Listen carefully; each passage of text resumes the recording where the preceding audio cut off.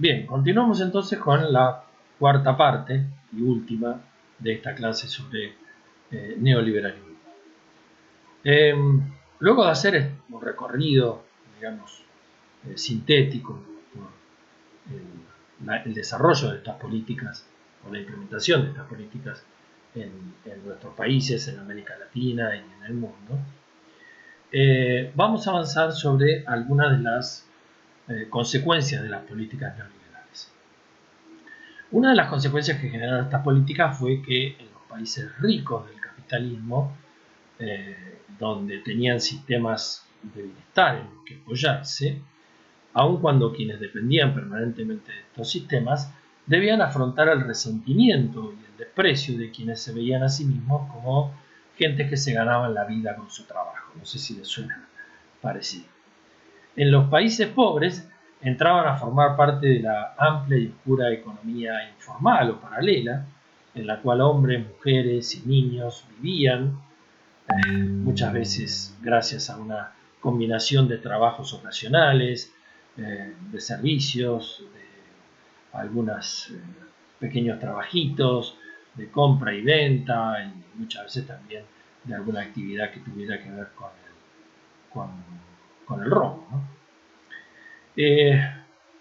A este respecto, digamos, podríamos citar la obra de James Petras, El neoliberalismo y la marginalidad, ausencia del futuro, digamos.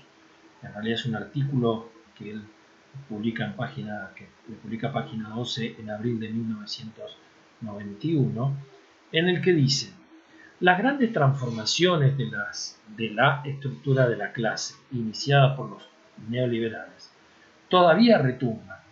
La sustitución de capitalistas industriales nacionales por financieros internacionales y especuladores inmobiliarios, de ingenieros por consejeros de inversión, de obreros industriales fijos, bien pagados y sindicatos por obreros de servicios eventuales, mal pagados y por cuenta propia. Otra de las consecuencias, digamos, de las políticas neoliberales se expresa en quienes perdieron peso político y los que ganaron espacios. Entre los primeros, entre los que perdieron, están los partidos socialdemócratas o laboristas en Europa de base obrera que se fueron adaptando a las premisas neoliberales. Y entre los segundos, entre los que ganaron, hay nuevas fuerzas políticas que cubrían un amplio espectro que abarcaba desde los grupos xenófobos y racistas de derechas, que esa era la realidad argentina, ¿no? Y Juntos por el Cambio, a través de diversos partidos secesionistas, por ejemplo, especialmente sobre todo lo que tenía que ver con lo étnico y nacional, hasta diversos partidos verdes y otros nuevos movimientos sociales que reclamaban un lugar en la izquierda. Algunos lograron una presencia significativa en la política de sus países, a veces hasta un predominio regional. Esto dicho, digamos, extraído de Historia del siglo XX de Erich Hoffmann, ¿sí? Ahora bien, la profundización del experimento neoliberal en América Latina en los 90 también es un asunto que merece que lo destaquemos y desarrollemos. Las premisas del pensamiento económico neoliberal, y en esto siguiendo a Lugolo Rubén en Economía Política del Estado de Bienestar, mitología neoliberal y keynesianismo populista en el Estado benefactor, un paradigma en crisis, digamos, comienzo con la cita, muestran un parecido con los programas de ajuste estructural recomendados por los organismos internacionales e implementados en gran parte de América Latina. Cuestiones como la desregulación de los mercados, el incremento del ahorro interno mediante la caída de los salarios y del externo por medio de una balanza comercial favorable en el intercambio con el exterior, el libre movimiento de capitales y la neutralidad de la política comercial al interior y con el exterior, la caída del gasto público, el superávit fiscal, la focalización de la acción estatal en programas asistenciales en los sectores marginados por los resultados del ajuste, son un una parte, digamos, ineludible de este tipo de esquemas. Bueno, ahí finalizaríamos con la cita de Lowell. Estas propuestas, digamos, fueron sintetizadas por John Williamson en el denominado Consenso de Washington en 1989.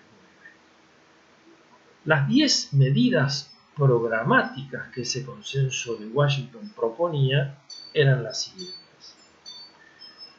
En primer lugar, restablecimiento de la disciplina fiscal.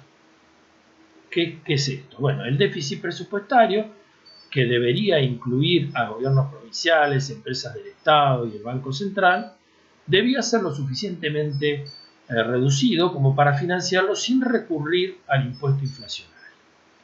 Ello implica contar con un superávit primario, esto es, previo a la suma de la deuda y los gastos, de varios puntos porcentuales del Producto Bruto Interno, así como un déficit operativo que vendría a ser el déficit sin contar aquellos intereses que simplemente compensan la inflación, de no más del 2% del Producto Bruto Interno.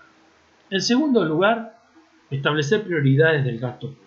El gasto debería desviarse de aquellas áreas políticamente sensibles, áreas que reciben tradicionalmente recursos desproporcionados en relación con los beneficios económicos que producen, tales como la administración, defensa, subsidios indiscriminados y los llamados elefantes blancos, hacia otras áreas marginadas, pero capaces de generar altos rendimientos económicos y de mejorar la distribución de los ingresos, tales como la atención primaria de la salud, la enseñanza primaria y la infraestructura.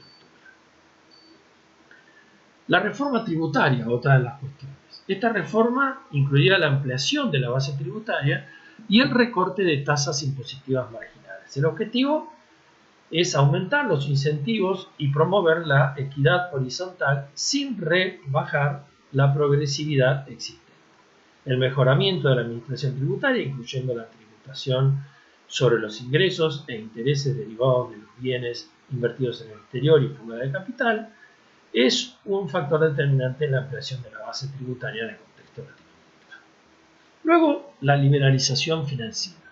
El objetivo final de la liberalización financiera son tasas de interés determinadas por el mercado, aunque la experiencia ha demostrado que en periodos de crisis de confianza crónica las tasas de interés pueden ser tan altas que llegan a amenazar la solvencia financiera de las empresas productivas y del propio gobierno. En semejantes condiciones, piensen si no, en la experiencia macrista reciente. En semejantes condiciones, un objetivo temporal sensato sería la eliminación de tasas de interés preferenciales para prestamistas privilegiados y asimismo la consecución de moderadas tasas de interés reales positivas.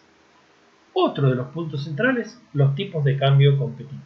Todos los países requieren, por lo menos en lo que a transacciones comerciales se refiere, tipos de cambio unificados y lo suficientemente competitivos para que estimulen el crecimiento acelerado de exportaciones no tradicionales y garanticen a los exportadores el mantenimiento de esa competitividad a futuro, ¿no? La liberalización del comercio. Deben sustituirse las restricciones cuantitativas al comercio por aranceles que a su vez fueran reduciéndose progresivamente hasta alcanzar un nivel uniforme que oscilase entre un 10 y un 20%. Existen también discrepancias en torno al ritmo al que deberían reducirse dichos aranceles. Para algunos esta reducción debería concretarse en alrededor de 3 años, para otros en torno a los 10. Y asimismo no existe unanimidad sobre la conveniencia de ralentizar y hacer más lento el proceso de liberalización comercial. Si las condiciones económicas son adversas, recesión y déficit en la balanza de pagos, ¿no? Una economía, otro de los puntos, competitiva, propiciando la inversión extranjera directa. Se recomienda la supresión de barreras que impidan la entrada de empresas extranjeras. Las empresas nacionales y foráneas deberían competir en igualdad de condiciones. Privatizaciones y desreglamentaciones estatales. Se aboga por la privatización de las empresas estatales. Los gobiernos deben eliminar las regulaciones que impidan la participación de nuevas empresas o que restrinjan de alguna manera la competencia, a la vez que garantizan el mantenimiento de regulaciones que justifican como la seguridad, la protección ambiental o la supervisión de las normas de prudencia de las instituciones financieras. Otro punto, garantía de los derechos de propiedad. El sistema legal debe garantizar derechos de propiedad a bajo costo y accesibles al sector informal y a mayor cantidad de población. Esto, digamos, ustedes lo pueden encontrar en la obra de Williamson John, Revisión del Consenso de Washington, a su vez en otra obra de Emmerich y Núñez del Arco, que son los compiladores, que se llama El desarrollo económico y social en los umbrales del siglo XXI, Bede, Washington, en 1990. Si bien estas propuestas no se realizaron de modo literal, sirvieron como una guía para la acción, digamos, de los distintos gobiernos que se inspiraron en ese ideario neoliberal. El neoliberalismo latinoamericano abarca desde los años 70 a países como Chile, Argentina, Uruguay y Bolivia, desde fines de los 80 a naciones como Brasil, Perú, Panamá, Ecuador, México, entre otras, con diversos matices. En general puede señalarse que en mayor o menor medida se correlacionan con las políticas desarrolladas por el thatcherismo y el reaganismo, que salvando las distancias y las formas de implementación poseen características similares.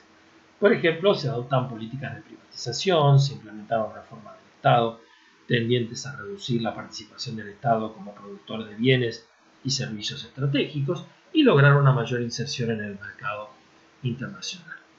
Atilio Borón, en el artículo que se llama La sociedad civil después del diluvio neoliberal, en la obra de la trama del neoliberalismo, mercado, crisis y exclusión social de Sader y Gentili,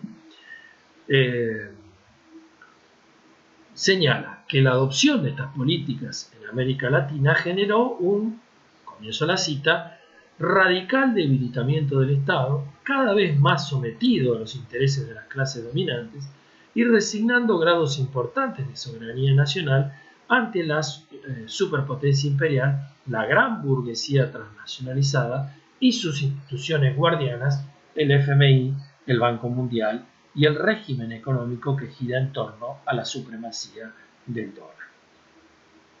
Ahí ponemos fin a la cita. En el caso de Argentina, bueno, la asunción del gobierno constitucional de Raúl Alfonsín se conforma un sistema, digamos, partidario con rasgos bipartidistas y la tendencia ideológica de la mayoría de los partidos mayoritarios, el Progresista Radical y el Partido Justicialista, van girando hacia las posturas neoliberales, dejando de lado las tradicionales políticas de corte redistribucionista, llegando a su máxima expresión cuando en 1989 asume Carlos Saúl Menem, adoptando la propuesta difundida por el Gran Capital, cuando se llevan a cabo la reforma del Estado, que incluyó la privatización de las empresas públicas, la desregulación, la flexibilización laboral y la descentralización en el marco del plan de convertibilidad, ¿sí? La del famoso establecimiento de una paridad entre el peso argentino y el dólar estadounidense de 1 a 1. Uno de los aspectos que atraviesan a las políticas neoliberales en América Latina son las reformas estatales que se extienden en toda la región y están ligados a los planes de ajuste ortodoxos del Fondo Monetario Internacional tras la crisis del modelo de industrialización por sustitución de importaciones. Citando, digamos, a García Delgado en Estado y Sociedad, la nueva relación a partir del cambio estructural, podemos decir que de la caída de los precios internacionales de las materias primas, incluido el petróleo, de la globalización de las economías, del peso de las deudas externas, etc., estos hechos producen un desuso de los mecanismos de regulación económica de los estados, del patrón económico direccionalizador del Estado y del crecimiento vía subsidios estatales, déficit fiscal, inflación y créditos a tasa de interés negativas. Fin de la cita. En forma similar a lo que había pasado en Europa, gobiernos de fuerte tradición populista, es decir, partidos o movimientos políticos identificados históricamente con políticas distributivas a favor de los sectores populares a través de un rol protagónico del Estado, aplicaron políticas monetaristas y privatizadoras. En el caso argentino se estructuró la dominación de fracciones muy oligopolizadas, concentradas y transnacionalizadas de la burguesía, que privilegiaba la producción para el mercado externo en detrimento del interno. Este proyecto genera modelos, obviamente, de exclusión económica y social de los sectores medios y populares a partir de un esquema de desarrollo basado en la distribución regresiva de ingresos y el desempleo estructural. De este modo se genera una sociedad escindida con perspectivas de profundización de la brecha y de las desigualdades estructurales, y a pesar de las declamaciones del credo neoliberal, desde el 76 el producto por habitante disminuyó, así como la tasa de inversión descendió, la productividad de la sociedad argentina viene cayendo, los salarios también, mucho, y desde el 76 vienen aumentando, y también mucho, la población con problemas ocupacionales, desocupación y subocupación, y pobreza, junto a la concentración, diríamos, escandalosa de la riqueza. Indicadores estos últimos que, digamos, estallaron en los 90. ¿Sí? A modo de síntesis, podemos entonces decir que las políticas neoliberales aplicadas en el continente latinoamericano adoptaron las siguientes formas, y para ir cerrando y terminando. Por un lado, imponer una política antiinflacionaria de cuño monetarista, con metas de control de emisión de moneda, elevación de las tasas de interés y restricción del consumo por medio de ajustes salariales. Con ello se obligaba también a un férreo control de los gastos públicos y de estímulo a los impuestos que no afectasen el ahorro. Hasta aquí podríamos decir que las medidas coinciden con las aplicadas, digamos, en Estados Unidos. En segundo lugar, presionar para poner en práctica una política de devaluación de monedas nacionales a partir de devaluaciones cambiarias permanentes. Fíjense lo que está pasando hoy.